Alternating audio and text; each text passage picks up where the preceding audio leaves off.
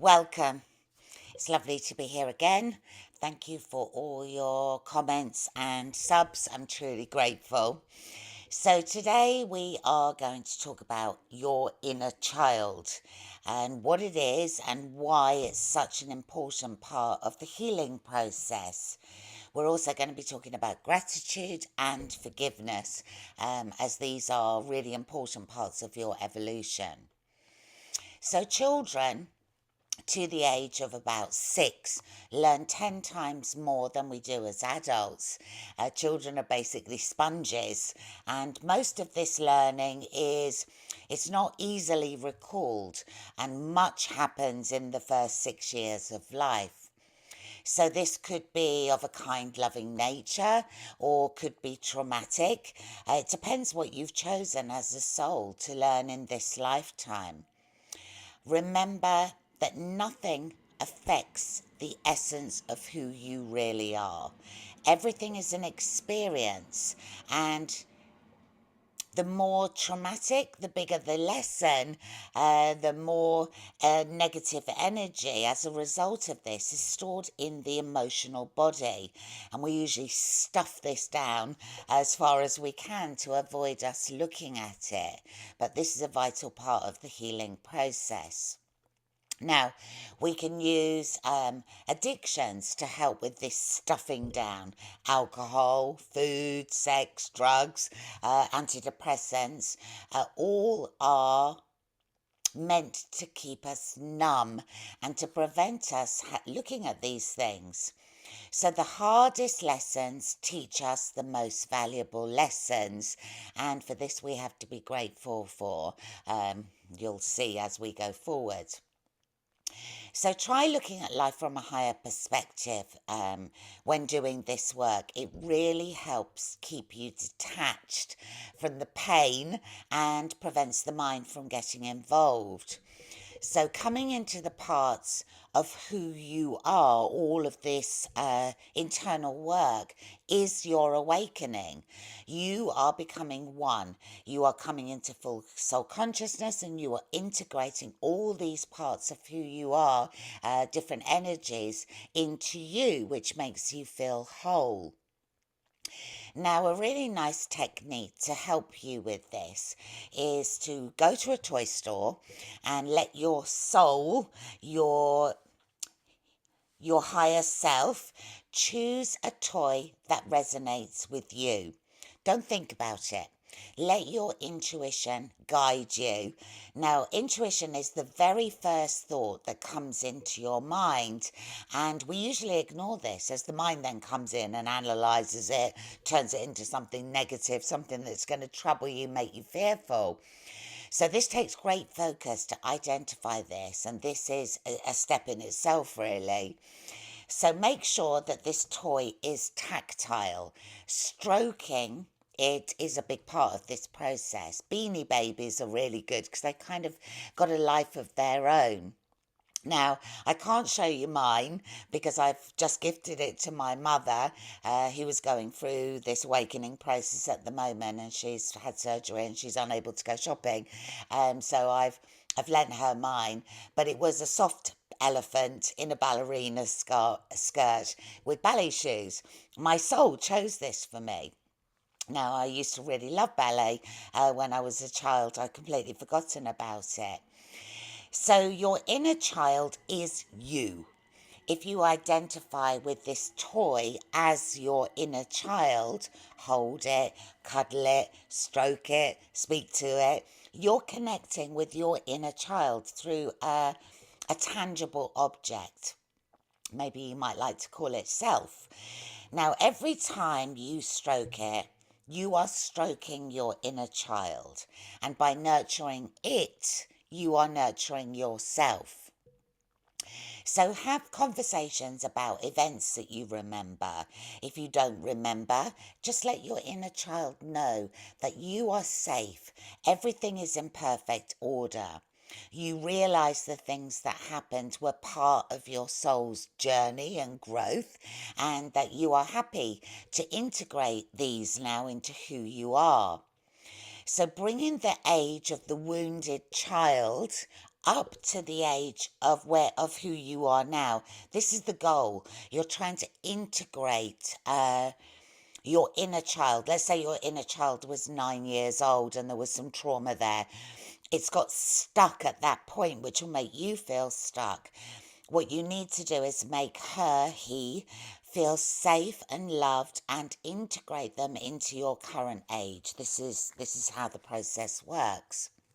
Now, it's also really good to have pictures around the house during this process of times where you were happy as a child and speak to these too. All of this recognizing your inner child is what will create this beautiful healing. So, I love you. Everything is okay. I'm here. We are one. It's just a game. It's what we came to experience. So, as the inner child work progresses, you will notice that your habits start changing. You will need less crutches. You will feel more integrated. You will be less angry and emotional. You're kind of putting the ghosts of your past to bed. Now, you can use a hot water bottle if you don't have a toy. It just helps having something that you can touch and feel. So do whatever works for you. Now, let me know if you have other tips on inner child work. I'm always interested to learn new techniques or try this process and let me know. I love feedback. So, another part of dissolving these old layers of programming is gratitude. Now, people don't realize the importance of gratitude. It literally changes everything. So, firstly, gratitude is important because it gets you out of the head. True gratitude comes from the heart center. It makes you act in an authentic manner. And you can't be grateful and sad and cross, unworthy at the same time. It's not possible. You can't be in those two places at the same time. So, literally, your day should start every day with gratitude. Uh, as soon as you wake up, because otherwise you're going to start thinking about, I hate my job, I haven't got any money, can't pay my rent, whatever it is. The mind starts taking over. So, make sure that you start your day off well with maybe something like, I'm so glad to be alive. I'm so grateful for my warm bed. I'm grateful for the challenges that I'm experiencing. I'm grateful for the learning I'm receiving, which is helping me evolve as a soul. I'm grateful for the sunshine and the air and nature. Basically, everything that is free and is available to you.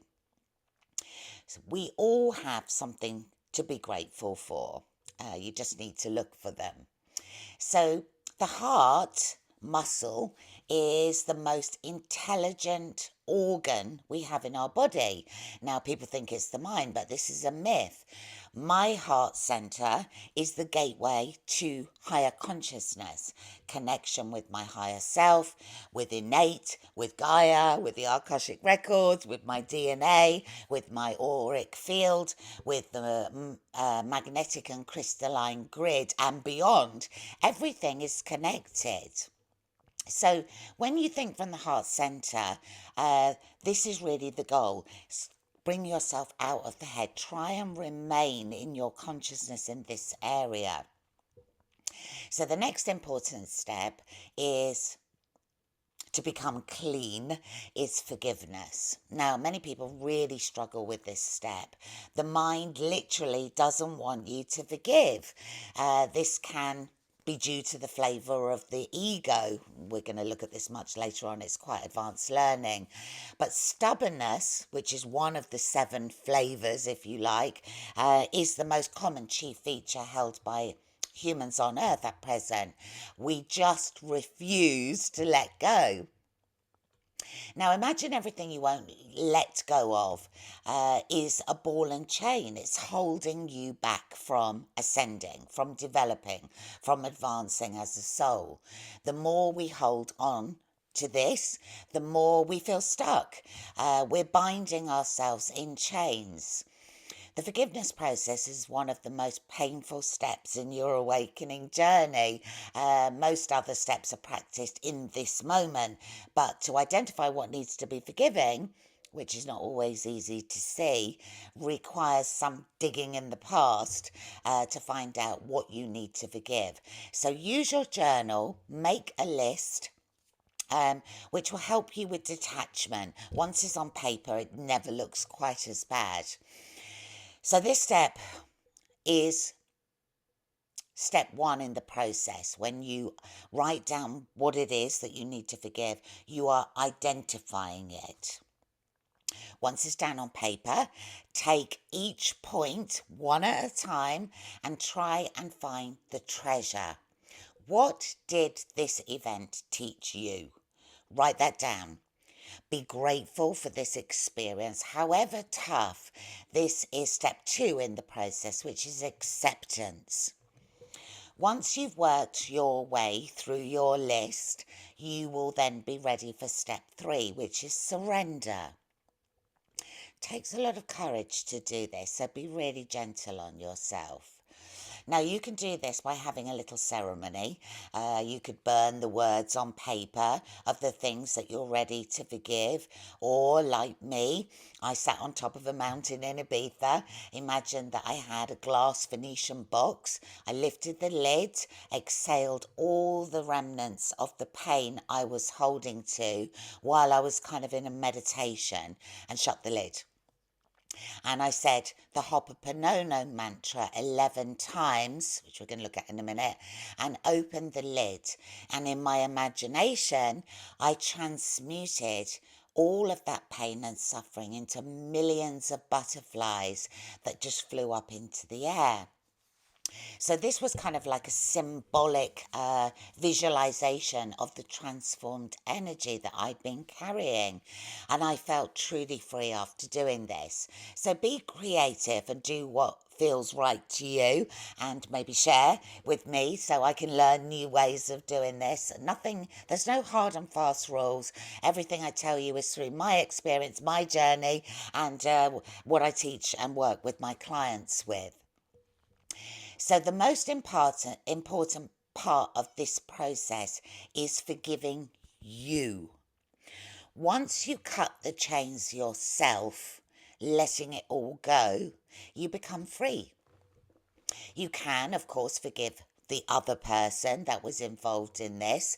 I know this is part of the 12-step program. You have to go and make amends with everyone. You can just send them love and light, but once you've cut this tie and forgiven yourself, you're free, and you're able to then evolve spiritually as a soul.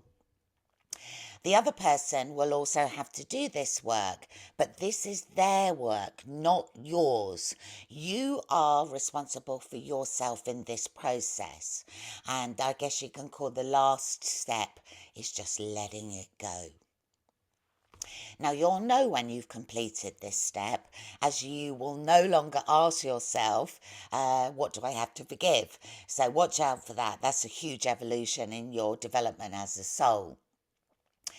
So this is part of becoming clean, that you keep hearing me talking about, getting rid of all of these layers of clay. Now, the book that I recommend for this step is Hoponopono, I don't know whether I'm saying that correctly, by Luc Bodin, MD, and Nathalie Lamboy. I don't know whether you can see that properly. It's a brilliant book. It will take you, I don't know, a couple of hours to read it. It's such a beautiful book, and I highly recommend it. Now, meditation really helps with this process. Some enjoy meditation, some don't. When the mind is quiet and relaxed, the subconscious allows things to appear to be dealt with. And living in the moment fully is also like being in meditation. The more you master these steps, the more you feel connected and guided, and you come into compassion and kindness and love of yourself and others. So, a little tip for those who find meditation difficult: try holding your tongue at the roof of your mouth and hold your attention there. It really helps quieten the mind. It helps keep you focused and helps you expand. You can literally feel your vibration lift when you do this. So eventually, with practice, this just becomes habit, and you'll be able to reach a higher place than you might be only accessing now already. So I'm not a big meditator. At the beginning of my journey, I did it all the time. Now I prefer option one. I kind of have a feeling that I have had many, many lives of meditation already. So, being just out in nature, being loving and kind, operating from a higher viewpoint, from observation, all of the things that I know about myself kind of is my meditation. I meditate with my eyes open. So there's a lot to practice this week. I highly recommend keeping a journal. It's lovely to see how far you've come on your journey. And I couldn't do what I do without saving years and years of journals. That's how I was able to design my programs. I went back and put them into sort of an order of importance based on my personal experience. So you can think of it like this. You have to clean house. The internal doors are holding trauma that need to be cleaned. And you need to be brave. Open the doors and sweep away what no longer serves you as a spiritual being. All rooms should eventually be fresh, airy, bright and clean and vibrating with love and kindness. Everything you need to discover is within you, and everything you need to clean is within you. Everything starts with you. We have everything inside us that we need to make this transition. Now, another great book for cleaning the emotional body, I don't have it here, I've lent it to a client, is The Dark Side of the Light Chasers by Debbie Ford. And she goes into a lot of this emotional purging. Another great book. So, the last step that we'll cover today is judgment. Now, if you are judging others, there's still much more work to be done. And a great ancient yogic philosophy may help you with this step. And this is Viveka.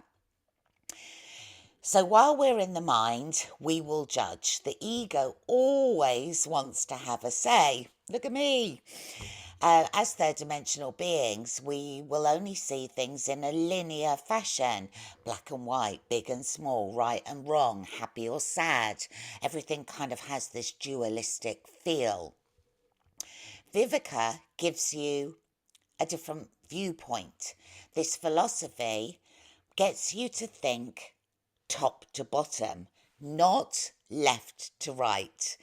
Now, the two options you then have is the thing that you're judging eternal in terms of the bigger picture or not? So let me give you a couple of examples. Let's say you're waiting on the platform waiting for a train, just because I've got trains going outside my window. Let's say there is a girl in lime green leggings and she's very voluptuous and she's speaking very loudly on her phone. Your mind will probably think, stop speaking so loudly. How can you wear such bright clothing? It really isn't doing anything for your shape, or something along those lines. Now, before the mind gets too involved, you nip this in the bud by asking yourself, is what I'm judging eternal or not? Well, of course, this example is not eternal. It has no impact on the bigger picture. It's not about love or kindness. It has nothing to do with consciousness. It's just one soul expressing themselves in their unique way. What you're about to judge is an observation based on third dimension reality, the physical plane, and therefore requires no further action of thought. You just need to be aware of how the ego works. It's so sneaky.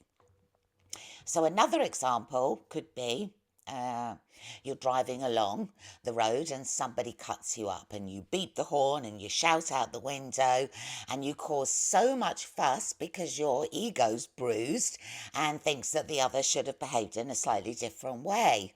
Again, is this eternal or is it not? No, it's not. So therefore, this doesn't require any more action. Now, if you pursue this rage, shouting out the window, brought on by your ego, you could land yourself in much bigger problems. Tempers may result in physical action. You may be followed or chased or worse.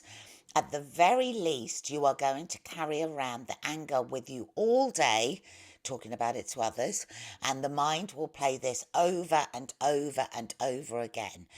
This will ruin your day and others' days that you come into contact with, because this is all you'll be able to think about. Your vibration will drop. You're back in third dimension reality. So we must let things go. The beauty of the mantra from Ho'oponopono is that you can use it instantly when you're triggered. And this is, I'm sorry. Please forgive me. I love you. Yourself. Thank you. Now, this is kind of like wiping the blackboard clean at every moment when you're incurring more mud. Because once you've done all these processes and you've got your body clean, you want to keep it clean. And it's such a simple mantra. It just makes life so much easier. Just let it go. Don't pollute yourself with new rage and anger governed by the mind. Just use this Vivica example. It will really help you. So I trust this week's lesson has helped many of you understand the work that's required to move up in consciousness. If you are enjoying my content, please subscribe. You know that it helps my channel grow, and I'm so grateful to have been through what I've been through, so I'm able to share this wisdom and knowledge with you. And examples always makes it easier when you've got an example. So I'm looking forward to hearing your comments. Please keep them kind as always. And until next time, love and light.